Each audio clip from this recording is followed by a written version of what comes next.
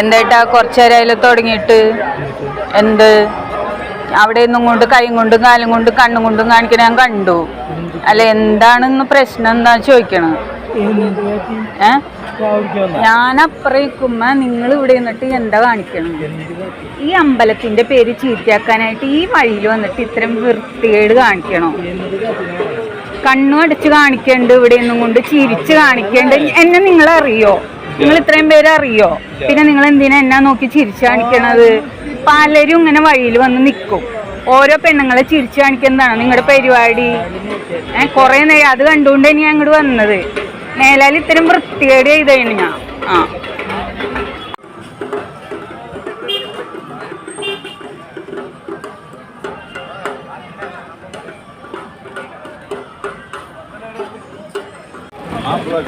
കുഞ്ഞു സുഹൃത്തുക്കളെ, ഗുരുവായൂർ അമ്പലത്തിന്റെ ഫ്രണ്ടിലാണ് നിൽക്കുന്നത്.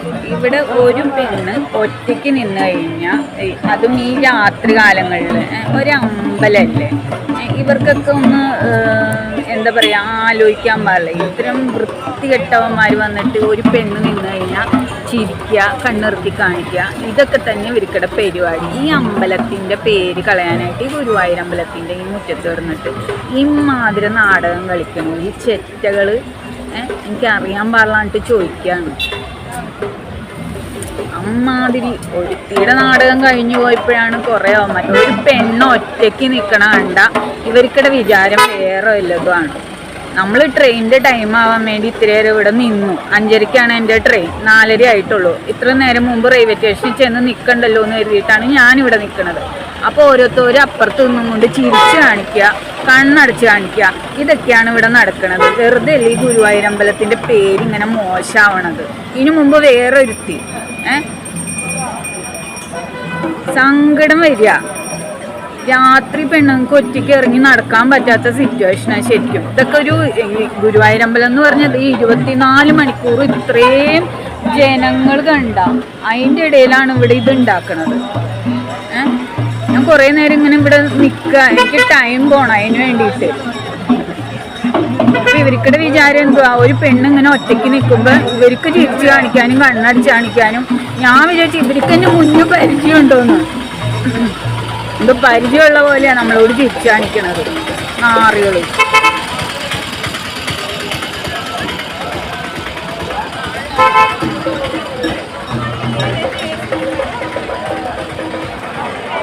ഈ അമ്പലം നടുക്ക് നിന്നും കൊണ്ടാണ് ഇത്തരം വൃത്തികേട് കാണിക്കുന്നത്. കണ്ടോ, ചിരിച്ചു കാണിക്കുക.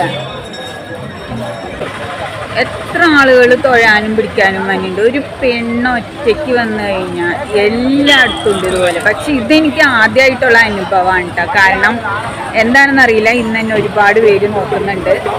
എന്താ സംഭവം എന്നറിയില്ല. പിന്നെ രാത്രിയല്ല, ഇപ്പം ഏകദേശം 4:30 മണിയായി. അപ്പം ഞാനൊരു 10 മണി കഴിഞ്ഞപ്പോൾ ഇവിടെ വന്നതാണ്.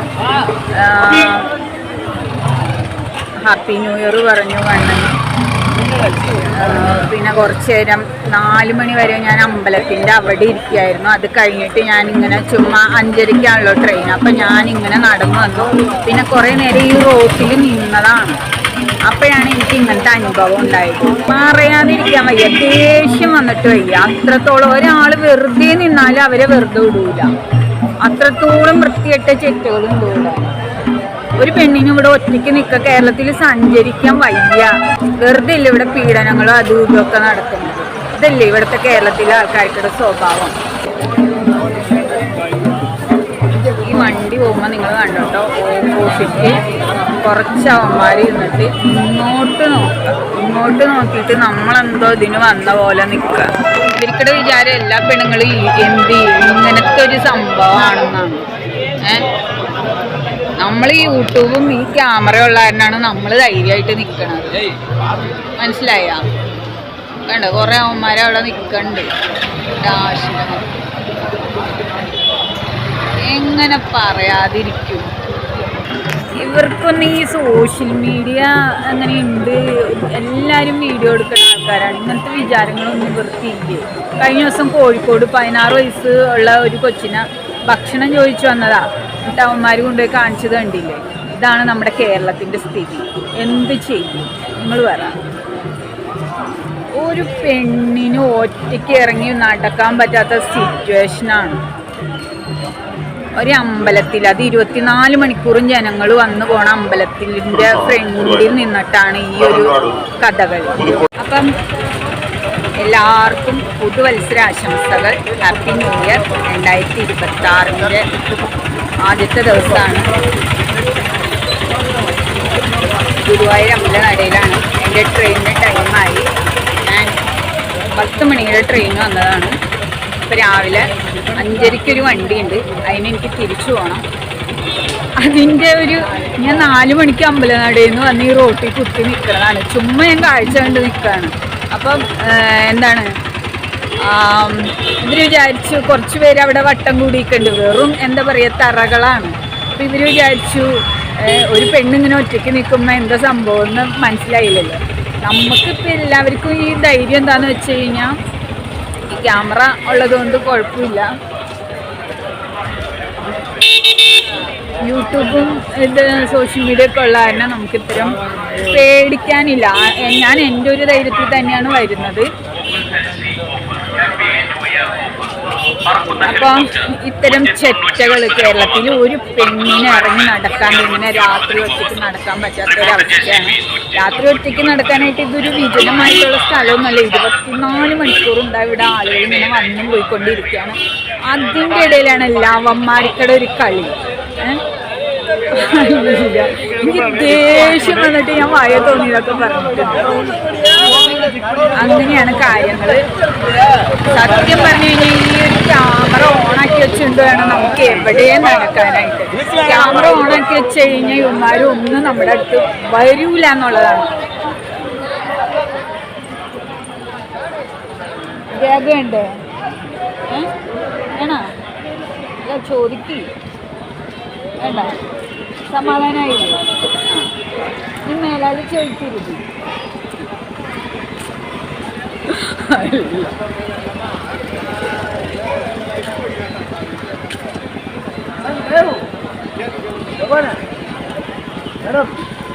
ഞാനേ ക്യാമറ ഓണാക്കാണ്ട് ക്യാമറ ബാഗിൻ്റെ ഉള്ളിൽ വെച്ചിട്ട് ഞാൻ ഈ വഴി അങ്ങോട്ടും ഇങ്ങോട്ടും ചുമ്മാ നടന്നു.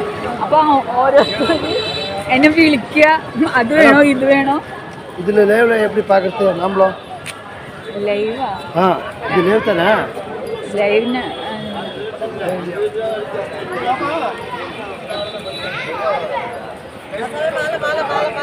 ഓക്കെ. അതിൻ്റെ ഇടയിൽ എൻ്റെ ബാക്കിൽ വന്ന തമിഴന്മാരാണെന്ന് തോന്നുന്നു. അവർക്ക് ഈ വീഡിയോ കാണണം അത്രേ. ലൈവാണെന്ന് വിചാരിച്ചു പാവങ്ങൾ. അപ്പം ക്യാമറ ഓണാക്കി വെച്ചിട്ട് നമുക്ക് എവിടെയും നടക്കാൻ പറ്റും. സ്ത്രീ സുരക്ഷയാണ് മുഖ്യം. പക്ഷെ നമ്മുടെ കേരളത്തിൽ സ്ത്രീ സുരക്ഷ ഇല്ല. വെറുതെ ഇല്ല. കഴിഞ്ഞ ദിവസം 16 വയസ്സുള്ള കോഴിക്കോട് നിന്ന് ബീച്ചിൽ ഭക്ഷണം ചോദിച്ച പെണ്ണിന് ഹാപ്പി ന്യൂ ഇയർ. ഭക്ഷണം ചോദിച്ച പെൺകുട്ടീനെ കൊണ്ടുപോയി 2 അവന്മാർ പീഡിപ്പിച്ചത്. ഇതാണ് നമ്മുടെ കേരളത്തിലെ സ്ഥിതി മക്കളെ. അപ്പം അങ്ങനെയാണ് കാര്യങ്ങൾ. ഞാൻ റെയിൽവേ സ്റ്റേഷനിലേക്ക് പോട്ടെ. സമയം 5 മണി ആവുന്നതേ ഉള്ളൂ. അപ്പം മൊബൈൽ ഓണാക്കി തന്നെ പിടിച്ചിട്ട് പോകണം, അല്ലെങ്കിൽ എൻ്റെ സുരക്ഷയെ ബാധിക്കും.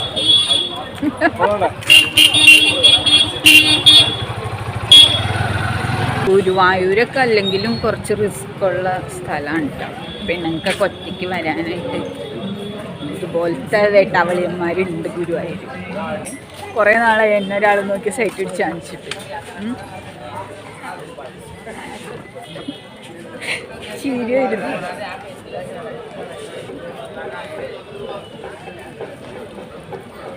വല്ലാത്ത ജാതി.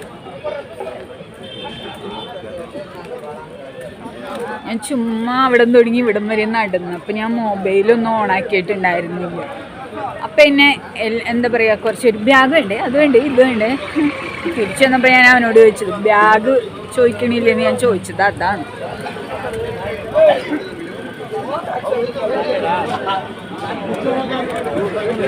ഇതിങ്ങനെ ഓണാക്കി വെച്ചിട്ട് നടന്നു കഴിഞ്ഞാൽ ഓരോരുത്തരും നമ്മളോട് ഒന്നും ചോദിക്കില്ല. അതാണ് ഇതിൻ്റെ പവർ എന്ന് പറയുന്നത്. വല്ലാത്തൊരു പവറാട്ടാ. എനിക്ക് ദേഷ്യം വന്നു. ഇത്ര നാളും ഞാൻ ഒറ്റയ്ക്ക് ട്രാവൽ ചെയ്തിട്ട് ഇത്രയും ഒരു അനുഭവം എനിക്ക് ഒരാളെന്നെ രണ്ട് മൂന്ന് പേരല്ല, ഒരു 3-4 പേരുണ്ട്. അതിൽ ഒരുത്തനൊരു കാക്കി ഷർട്ടാണ് ഇട്ടേക്കുന്നത്. അപ്പോൾ അവർ ഓപ്പോസിറ്റ് ഒന്നുകൊണ്ട് എന്നെ ചിരിച്ച് കാണിക്കുക, സൈറ്റ് അടിച്ച് കാണിക്കുക, ഈ വക കലാപരിപാടികൾ. പിന്നെ എനിക്കങ്ങനെ ദേഷ്യം വരാണ്ടിരിക്കും.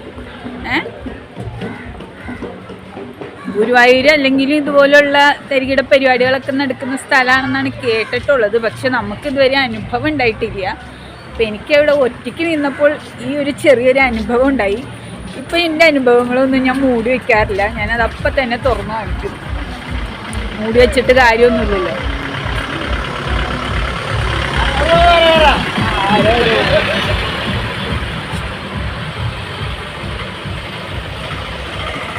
അപ്പം നേരെ 5 മണി ആവാറായി. ഞാൻ ദേ കണ്ട നമ്മുടെ മഞ്ജുളാലിൻ്റെ അവിടെയാണ്, കണ്ടില്ല മഞ്ജുളാല്. അപ്പം ഞാൻ റെയിൽവേ സ്റ്റേഷനിലേക്ക് പോവാണ്. ക്യാമറ ഓണാക്കി തന്നെ പിടിക്കാം, ഇല്ലെങ്കിൽ വഴിയിൽ ഏതെങ്കിലും മാറി എന്നെ നോക്കി സൈറ്റ് അടിക്കാൻ നടക്കുന്നത് തെണ്ടികൾ. എനിക്ക് ഏറ്റവും കൂടുതൽ അതല്ല ദേഷ്യം വന്നത്. ഇത്രയും നാളും ഞാൻ ഒറ്റയ്ക്ക് സഞ്ചരിച്ചിട്ട്, ഞാൻ രാത്രിയും പകലൊന്നും ഇല്ലാണ്ട് സഞ്ചരിക്കുന്ന ആളാണ്. ഞാൻ ഒരുപാട് ട്രാവൽ ചെയ്തിട്ടുണ്ട്. നമ്മുടെ കേരളം വിട്ടും പുറത്തേക്ക് മീൻസ് കേരളത്തിൽ, നമ്മുടെ ഇന്ത്യയിൽ തന്നെയുള്ള തമിഴ്നാട് അങ്ങനെയുള്ള സ്റ്റേറ്റുകളിലൊക്കെ ഞാൻ പോകേണ്ട ആവശ്യങ്ങൾ വന്നിട്ടുണ്ട്. പക്ഷെ അപ്പോൾ പോലും ഇത്തരത്തിലൊരു അനുഭവം എനിക്കുണ്ടായിട്ടില്ല. ചായ വേണ്ട.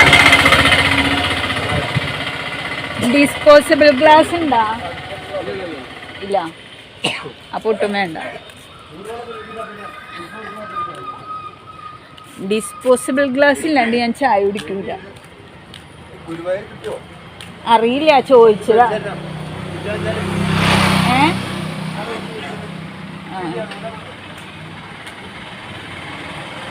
ഗുരുവായൂര് ഡിസ്പോസിബിൾ ഗ്ലാസ് കിട്ടില്ല എന്നാണ് പറയണത്. ഞാൻ ചായ കുടിക്കാനായിട്ട് 1-2 കടകളിൽ അന്വേഷിച്ചു. ഒരു 3:45 ഞാൻ അത്ര നേരം അമ്പലത്തിൻ്റെ അവിടെ കുത്തിയിരുന്നിട്ട് ഞാൻ പയ്യെ എഴുന്നേറ്റ് പുറത്തേക്കായിരുന്നു. അപ്പോൾ റോട്ടിലൊക്കെ ഒന്ന് കറങ്ങാലോ എന്ന് വിചാരിച്ചിട്ട് നടന്ന്. അപ്പോഴാണ് ഇവന്മാർക്കുടെ വിളയാട്ടം. അല്ല പിന്നെ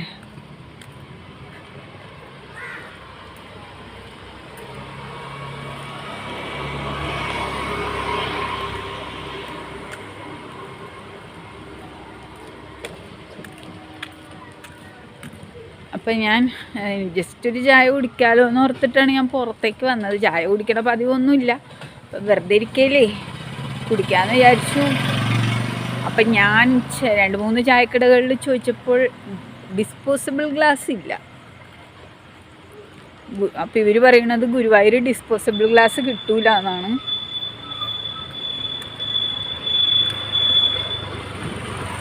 അങ്ങനെ നമ്മുടെ റെയിൽവേ സ്റ്റേഷൻ എത്തി. അപ്പം എല്ലാവർക്കും ബൈ ബൈ.